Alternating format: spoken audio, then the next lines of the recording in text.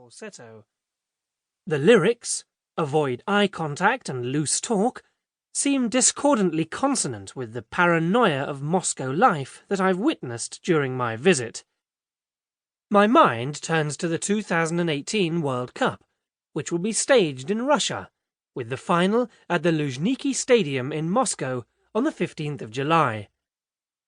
Part of the reason for this visit was to do some scouting for possibilities to come back and watch some games.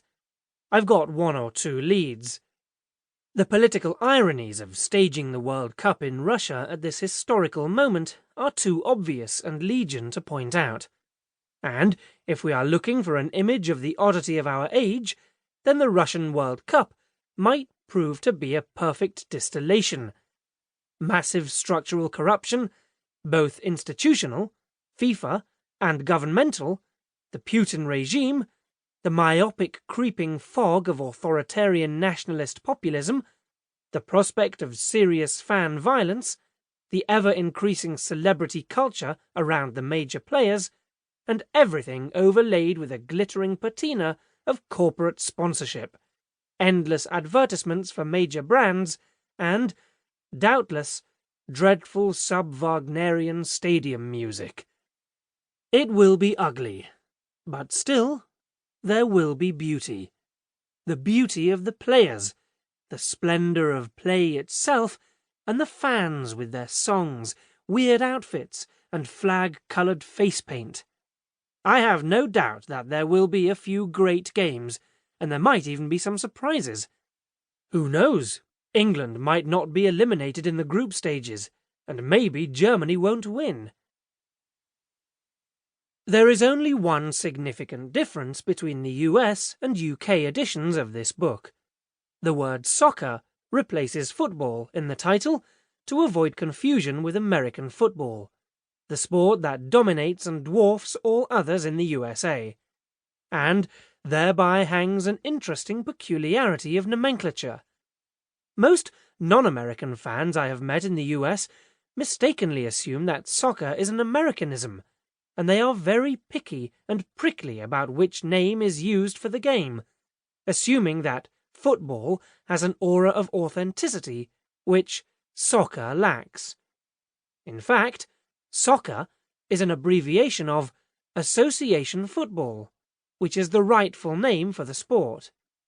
As such, the name soccer is closer to the experience of association, which is the social pulse beat of football, the collective action of the players, and the sense of community that grows up between players and fans.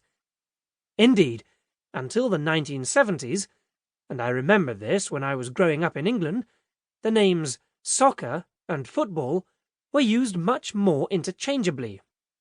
Soccer is therefore a perfectly dignified name for the game. Football is not just some sport played mostly with the feet. It is the life and movement of human association. I am happy that this book is appearing in the US, as I have lived in New York City since early 2004, and consider it home. It is also where I watch nearly all my football, sometimes with pals at the local bar, but mostly at home on my big, smart TV, which I bought exclusively for that purpose.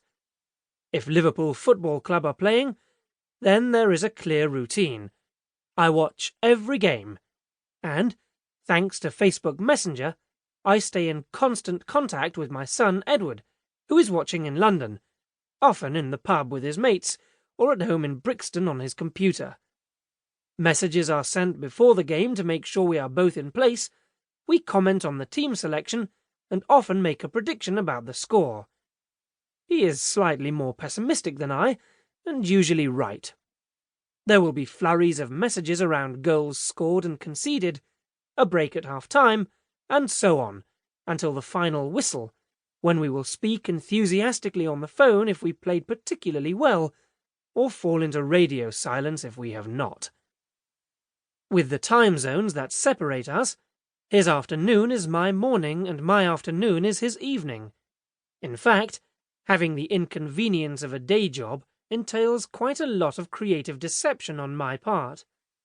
I will often say that I have very